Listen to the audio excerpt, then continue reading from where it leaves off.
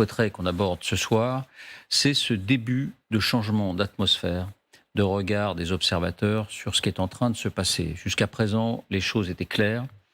Israël victime de la barbarie, et ça n'a pas changé.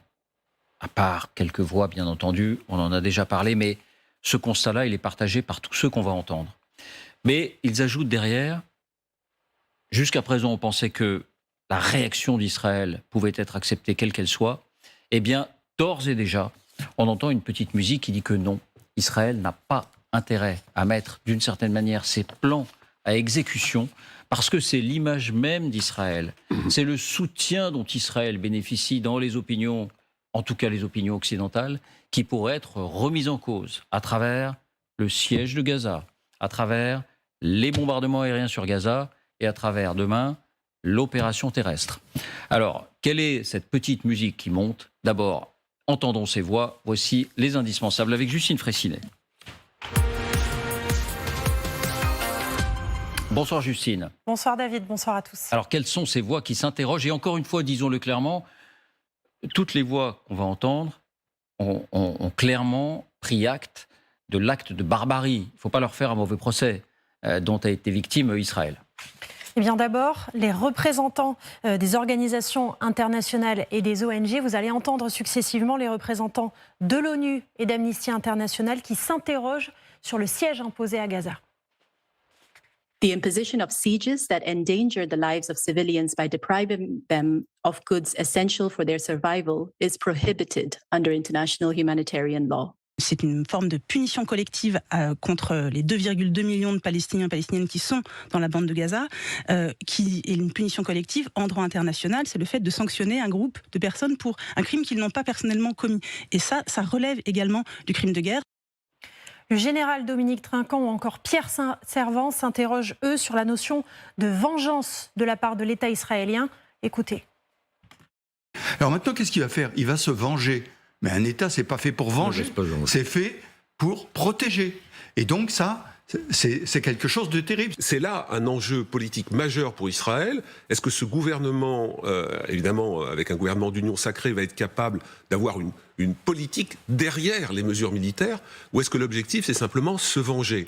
Et une fois que tous les responsables du Hamas et les structures militaires seront détruites, la vengeance, elle va jusqu'où? Quand est-ce qu'elle s'arrête?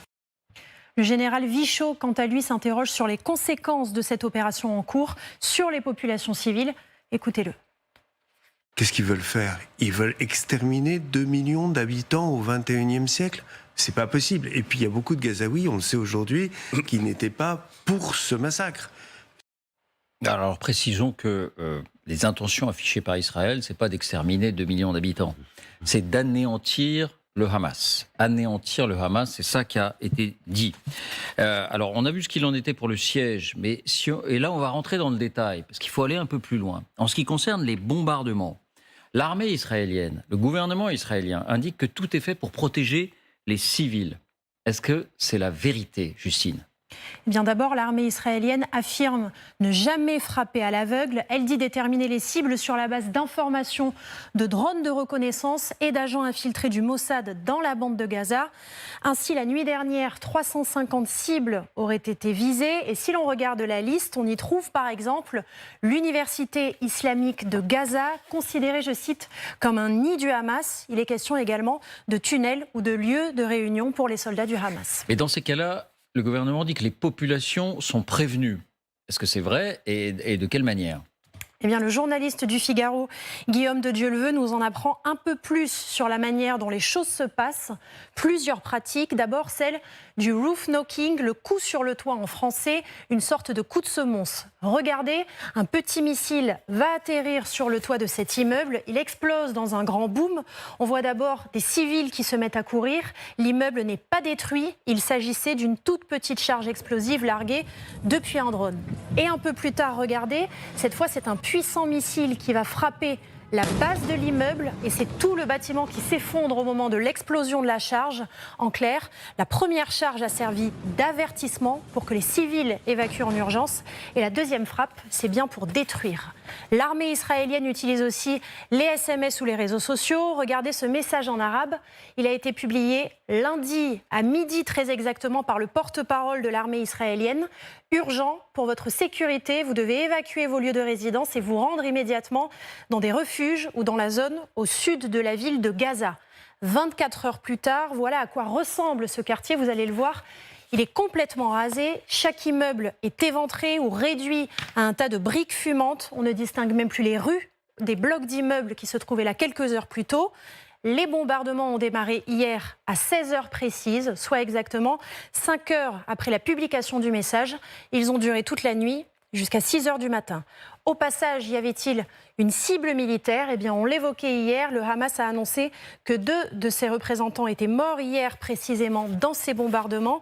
Jawad Abou Shamala, le ministre des Finances entre guillemets du Hamas, et Zakaria Abou Mohammar, membre du bureau politique de l'organisation.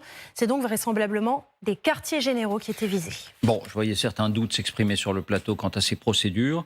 On va en parler évidemment. Simplement notons, Justine, que ces précautions, entre guillemets, sont loin d'être infaillibles. Oui, d'abord, ces alertes ne sont pas systématiques et les populations qui sont incitées à quitter les lieux ne sont pas forcément aussi mobiles qu'on l'imagine. Écoutez Léo Kans, chargé de mission à Médecins sans frontières. Parfois, il y a des avertissements, parfois, il n'y en a pas. Parfois, il y a aussi des faux avertissements, ce qui crée énormément de panique. Il reçoit le SMS dans la nuit, donc encore faut-il avoir le SMS. Et puis, vous avez juste 5 minutes pour vous réveiller les enfants. Vous n'avez absolument le temps de rien prendre et vous vous retrouvez dans la rue. Les bombardements continuent autour et les gens ne savent pas où aller. Par ailleurs, ces précautions n'empêchent pas un très lourd coût humain de ces bombardements. Hier soir, le Hamas a indiqué que ces frappes avaient fait 1050 morts en 4 jours et plus de 5000 blessés, selon le Hamas. Et l'ONU parle également de 260 000 civils déplacés en 5 jours. Merci Justine. Voilà, c'est ce bilan évidemment qui commence à concentrer l'attention. Plus de 1000 morts parmi les civils. Les réactions qu'on entend aussi chez les habitants de Gaza. Je vous propose d'en écouter quelques-unes. Montage Baptiste Amossé. خلال 4 ساعات أو 6 ساعات كانوا اليهود قاضيين علينا تقريبا كانوا يخبطوا كل صاروخ بينه وبين الثاني. ليش اللي عملوه الناس اللي الأبرياء ما عملوش شيء اجوا دمروا هذول مستحقوش يعيشوا في الحياة مش بني آدمين مش إنسانيين أبدا. وفجروا المنطقة كلها البيوت تخربت العمار كلها هي تراح ما فيش حد قادر يخش البيوت هذا عشان خاطر إسرائيل تتجلى واحنا هنا متدمرين اتدمرنا لا ان طليتها هين لا عندهم اكل ولا عندهم دور يعيشوا فيهم وكل الدنيا هاجمه علينا واحنا مش قادرين ناكل ولا ناكل اولادنا اجوا خربوا دورنا كمان مش عارفين نعيش وين بدنا نروح. Voilà. Alors je vous voyais exprimer des doutes d'abord sur la façon dont Israël tente de protéger les populations civiles. Pourquoi ? Sylvie. Bon, d'abord, comme ça a été très bien expliqué, on n'est pas sûr de la réalité de ces précautions, de la manière dont elles peuvent être mises en œuvre, etc. Ensuite, je serais moins catégorique que vous sur le basculement de ce que vous appelez la petite musique. On passe de la victime au bourreau. On passe de l'un à l'autre, mais l'un commence à se superposer à l'autre. Oui, enfin, ce qui est réel, c'est qu'il y a une préoccupation. Il y a eu d'abord la phase de sidération, de choc énorme, qui continue d'ailleurs, puisqu'on apprend de plus en plus de choses sur les horreurs qui ont été perpétrées, l'étendue des massacres, l'ampleur, le nombre, etc. Donc, cette phase du choc, elle n'est pas terminée. Mais il y a aussi une appréhension terrible, je pense, face à la perspective de l'escalade, de l'embrasement régional, de l'extension de cette déflagration. Et je pense que c'est une préoccupation légitime de la part des gouvernements. Il y a un droit humanitaire qui est de moins en moins respecté. On assiste depuis un certain temps à l'effondrement du système international, du droit de la guerre. Il y a ces normes... J'étais très amusée d'entendre Recep Tayyip Erdogan, le président turc, dire lundi, mais quand même il y a des normes, il y a des normes de la guerre et il y a une morale et il faut que tout le monde s'y tienne. Ah bon, ça fait un moment qu'on ne les respecte plus ces normes et qu'il n'y a personne pour les appliquer d'ailleurs, pour les faire respecter. Donc il y a aussi cette anxiété générale, je crois, politique des gouvernements sur jusqu'où est-ce que ça peut aller. Ensuite, il y a effectivement les victimes civiles des bombardements. Il y a aussi cette question du blocus, du siège total qui a été décrété de Gaza. Ça, c'est une punition collective, en effet, et ça pose un problème juridique, bien sûr, mais on a vu les limites du droit, mais moral aussi. On voit bien comment vous avez décrit comment cette enclave de Gaza existe et est conçue et essaye de vivre. C'est une population extrêmement dense. Et effectivement, où est-ce qu'ils vont, ces civils, quand on leur dit de partir? Enfin voilà. Donc je crois que c'est ça aussi. C'est toute cette problématique qui s'exprime et qui, je crois, est assez légitime et ne chasse en rien l'horreur de ce qui a été commis par le Hamas. Le massacre et la barbarie. Mais est-ce que vous iriez jusqu'à dire qu'il faudrait stopper ces opérations en cours et dont on perçoit très bien les étapes, le siège, les bombardements, l'opération terrestre, dont les autorités israéliennes elles-mêmes, en tout cas pour l'instant, annoncent que c'est l'étape qui vient dans les prochains jours. Alors François. Oui. Alors les Israéliens ont constaté à leur détriment que la ligne Maginot, c'est pas un bon plan en termes stratégiques, que comme d'habitude, les obstacles et les barrières, c'est fait pour être contourné, c'est fait pour être surmonté, et le résultat, c'est 1200 morts civils, massacrés dans des conditions épouvantables. Les Israéliens n'ont évidemment aucune raison particulière de recommencer à appliquer une stratégie qui a échoué de façon aussi spectaculaire. Et le fait que les forces armées israéliennes aient indiqué que leur but de guerre, c'est de démonter le dispositif Hamas à Gaza, c'est effectivement l'alternative stratégique, c'est-à-dire au lieu de se défendre derrière une ligne Maginot qui ne marche pas, on va attaquer la tête du serpent là où elle se trouve. Donc d'un point de vue stratégique, il n'y a pas d'autre possibilité. D'un point de vue stratégique, ce que les Israéliens, l'armée israélienne, je ne vais pas parler de M. Netanyahou et de ses déclarations sur la vengeance et des trucs comme ça. Hein. Je parle vraiment de l'armée israélienne. Pour l'instant, ce qu'elle suggère ne paraît pas absurde. Deuxième chose, bien sûr, les contraintes humanitaires. Elles doivent être rappelées, c'est normal qu'elles soient rappelées, et il faut tenter de s'y tenir. Sur le siège... Tenter de s'y tenir. J'ai dit tenter de s'y tenir pour une... Parce que tout est là, François, parce qu'il y a la question de l'efficacité, mais il y a la question, d'une certaine manière, de la morale, dont vous disiez, Sylvie, qu'elle est très importante. Alors, la première chose, c'est que, par exemple, vous prenez une affaire comme le blocus. Alors que Israël qui vendait son électricité et son mazout et son eau à Gaza a coupé l'eau comme on le ferait effectivement à un locataire qui a posé quelques problèmes de copropriété. Je force le trait. Mais Gaza a eu, sous le Hamas, qui dirige et administre avec l'argent du Qatar et d'autres pays.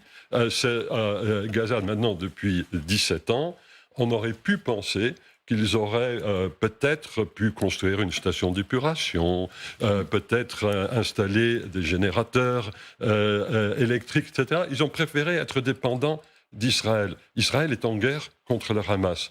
Est-ce qu'il est normal pour un État qui est en guerre avec un autre, avec l'administration de Gaza, est-ce qu'il est normal que ce pays fournisse l'eau, le gaz et l'électricité à tous les étages? C'est pas absolument évident. Dernière chose, et je crains la plus importante et la plus lourde de conséquences, parce que ce que l'on va voir va effectivement être très dur, l'entrée des troupes de Tsahal dans Gaza, etc. Ce qui va être beaucoup plus dur pour nos opinions, comme pour l'opinion israélienne, ça va être la plus grosse crise des otages que l'on ait jamais connue.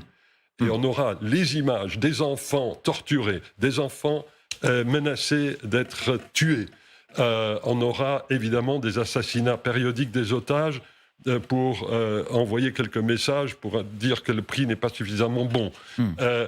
Autrement dit, on va vivre, et quand je dis on, moi j'ai la liste des États qui ont... On les a donnés hier. Ben oui, mais sauf que la liste est 2 fois plus longue aujourd'hui. Oui. Il y a beaucoup de pays concernés. Il y a beaucoup de pays asiatiques, latino-américains, européens, nord-américains qui sont... Ce sera une crise aussi. C'est une crise absolument majeure. Et celle-là, comme crise morale, excusez du peu, tout ce qu'on vient d'évoquer à côté, ça va être presque, j'allais pas dire de la gnognotte, mais gérer ce genre de crise des otages sans perdre son âme, ça va être compliqué. Rim, vous comprenez le sens de la question. Est-ce qu'il est nécessaire ou déplacé, après le massacre qu'Israël a connu, après l'attaque terroriste qu'Israël a connue, de s'interroger sur cette méthode, ou est-ce qu'il faut le faire ? Non, vous savez, il faut écouter les États-Unis. Ils ont envoyé leur plus gros groupe de bataille navale en Méditerranée en soutien direct à Israël. Et en même temps, le président américain a dit clairement, il l'a dit au téléphone à Netanyahou, il l'a dit à nouveau, qu'en fait, la guerre a des règles et qu'il y a le droit humanitaire international et que c'était très important d'essayer de minimiser les pertes parmi les civils. Et d'ailleurs, l'administration américaine est en train de travailler avec plusieurs autres pays pour essayer de mettre en place un corridor humanitaire pour évacuer autant de civils palestiniens à Gaza que possible. Parce qu'en fait, cette administration peut-être a compris quelque chose. Vous vous rendez compte, si on ne dit pas ce qu'on est en train de dire, ce que va en faire la propagande russe.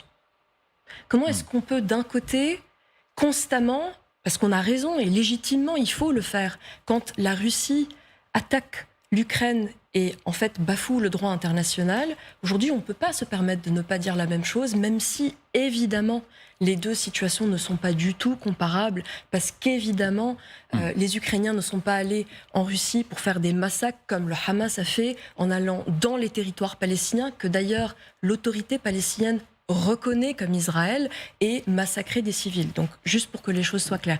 Donc ça, c'est un point qui est important. Et puis, soit on est du côté du droit et de l'ordre international, soit on est du côté de la barbarie. Après, ça ne veut pas dire que Israël n'a pas des impératifs de sécurité et qu'elle doit trouver un moyen de résoudre ce problème du Hamas. La question que...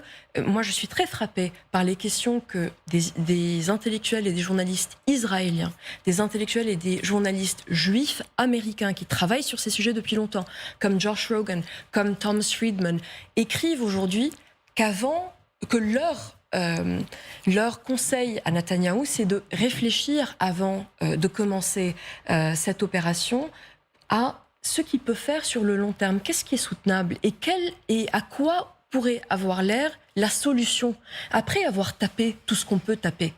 Parce qu'en vrai, on ne va pas pouvoir complètement tuer tous les membres du Hamas. Ça, c'est une vérité. Donc, à un moment, il faut aussi réfléchir à comment est-ce qu'on sort de ce pétrin dans lequel on est tous collectivement. La question en toile de fond, c'est est-ce qu'on peut mener cette riposte, cette opération militaire israélienne, tout en respectant au maximum les règles d'une guerre, entre guillemets, propre, Michel? Alors, il y a deux choses. D'abord, il y a depuis toujours en Israël, depuis l'origine, la notion de riposte disproportionnée. C'est l'idée que nous sommes menacés par des États arabes, puis des organisations armées qu'on ne pourra jamais sans doute détruire. On ne va pas détruire l'Égypte, on ne va pas détruire même certaines organisations comme le Hezbollah, mais il faut les dissuader de nous attaquer. Et donc, quand on est attaqué, il faut riposter de manière la plus forte, la plus, je dirais même la plus violente possible, pour punir, incontestablement, pour neutraliser les instruments qui peuvent nous faire du mal, et ensuite pour dissuader sur l'avenir. Et donc, il y a cette idée qu'il faut frapper très très fort, accessoirement assez vite, puisque Israël ne peut pas mener non plus de guerre très longue. C'est une armée de mobilisation, donc les choses doivent être très, très courtes. Donc, il faut frapper très fort. Et l'instrument, depuis quand même un certain nombre d'années, de cette réponse disproportionnée, c'est la puissance de feu aérienne en particulier, qui est déployée. Et donc, X fois, on a eu un certain nombre de conflits contre le Hamas, et à chaque fois, on envoie... Alors, des officiers israéliens me parlaient de passer la tondeuse, à chaque fois, en parlant de ça. En disant, on remet une couche, et on frappe, et on bombarde, on casse, on tue le maximum de combattants du Hamas, et puis ça dissuade pour l'avenir. problème qui se pose d'un point de vue strictement matériel, c'est que oui, ils prennent des précautions pour éviter de toucher la population, et le droit international admet le fait qu'il ne peut pas y avoir de combat sans ce qu'on appelle des dommages collatéraux. Malheureusement, c'est statistique, on ne peut pas l'empêcher. Maintenant, la limite entre les dommages collatéraux acceptables et le crime de guerre est peut-être parfois un peu floue.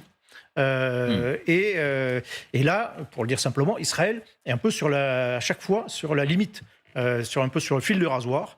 Ils frappent fort, ils assument qu'il y aura des dommages collatéraux, mais tout en restant dans le droit international. Mais concrètement, 2014, la campagne de 2014, vous avez déjà 1000 morts civils.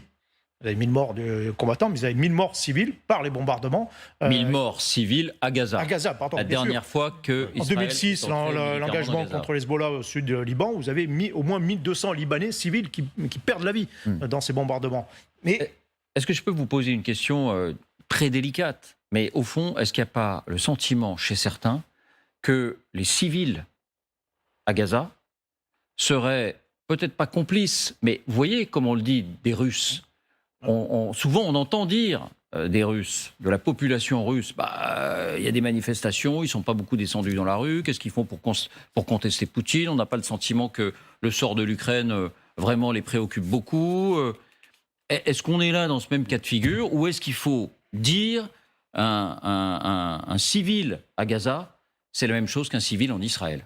J'espère bien qu'on peut dire qu'un civil à Gaza a la même, sa vie a la même valeur qu'un civil en Israël. Sinon, on a un vrai problème. Puis surtout, juste pour revenir à une chose, évidemment qu'il y a des préoccupations. Pour vous, attendez, ça fait aucune discussion. Non, parce qu'on entend dire. Ce n'est pas la question qui a été posée. Non, mais juste une chose. Il y a des préoccupations pour les otages étrangers, ça c'est clair. Être pris en otage, c'est un crime de guerre. Il ne faut pas non plus donner l'impression qu'on donne plus de valeur à la vie d'un otage international qu'à la vie d'un Palestinien à Gaza qui n'a rien à voir avec le Hamas. Une chose sur est-ce que tous les Palestiniens, 2,3 millions de Palestiniens qui sont à Gaza, sont en soutien total au Hamas. Pardon, mais en fait, si le Hamas était le représentant démocratique, il aurait tenu des élections de manière périodique depuis qu'il a pris le pouvoir en 2007. Il ne le fait pas. D'ailleurs, il s'attaque aux Palestiniens eux-mêmes. Il s'est attaqué à ceux qui étaient contre lui politiquement quand il a pris le pouvoir. Il est contre les journalistes. Donc évidemment qu'il y a une partie, on ne connaît pas les proportions parce qu'il n'y a pas de sondage. C'est une dictature. Il faut appeler les choses par leur nom. De la population civile qui est victime doublement, triplement, évidemment. Et puis il faut aussi se mettre à la place de ces gens qui vivent dans cette enclave où l'Égypte ferme la frontière quand elle veut, où c'est très difficile aussi de passer la frontière avec Israël, où ils ont Hamas qui n'est pas démocratique et qui essaye de vivre. François, sur cette question. Sur cette question, et la question qui a été posée, qui n'était pas la question de savoir si un Palestinien c'est aussi précieux qu'un Israélien et vice-versa. La question qui a été posée, et si je parle sous votre contrôle, c'était de savoir, mais qu'est-ce qu'on fait avec les civils lorsqu'il y a une guerre? La question s'est posée fréquemment dans notre propre histoire. Par exemple, pendant la Deuxième Guerre mondiale, est-ce que Hitler avait procédé à de nouvelles élections après 1933? La réponse est non. Il y avait sans doute beaucoup d'Allemands qui étaient, si j'ose dire, défrisés par ce que faisait le Führer. Mais il y avait quand même une guerre à gagner. Et avec les outils de l'époque qui étaient moins précis qu'aujourd'hui, ça voulait dire bombarder beaucoup d'Allemands. Et chez les Alliés, même, la France était un pays qui n'était pas un pays ennemi pour les Britanniques et les Américains, les Soviétiques qui allaient nous libérer. Et pourtant, vous savez combien de Français ont été tués dans les bombardements pendant la Deuxième Guerre mondiale? 65 000. Est-ce que ça veut dire qu'on considérait que la vie des Français n'avait aucune importance? Bien sûr que non. Et c'est pour ça qu'il faut faire très très attention. Israël vient de subir un échec stratégique absolument majeur, peut-être le plus important de son histoire. Ça ressemble à son échelle et dans ses conditions à ce qui s'est passé avec la ligne Maginot pour nous en 1940. Il ne peut pas y avoir de réponse israélienne au plan militaire. Je dis bien que ça ne résout pas les problèmes politiques, autre que l'entrée de vive force. Tondre les gazons avec l'armée de l'air, ça faisait partie du catalogue israélien. Ça n'a pas marché. Ah mais je dis bien. Ça n'a pas marché. Donc, c'est l'entrée dans Gaza, et ça va être très compliqué. Et la population civile va effectivement être en payer elle va être amenée à aller vers la frontière égyptienne, qui est beaucoup moins urbanisée. Est-ce que l'Égypte ouvrira ses portes ou pas? Ça dépendra, je pense, beaucoup des pressions amicales que les Américains, qui aident quand même militairement l'Égypte beaucoup, et peut-être aussi les États du Golfe, qui aident également. Non, mais on a compris votre analyse. En clair, c'est une grosse guerre. Il ne peut pas en être autrement. Et malheureusement, ça va être... Il ne peut pas en être autrement. Croire que ça va être simple, c'est pas vrai. Moralement, c'est le genre de dilemme avec lesquels nos ancêtres ont dû effectivement se coltiner. Merci beaucoup.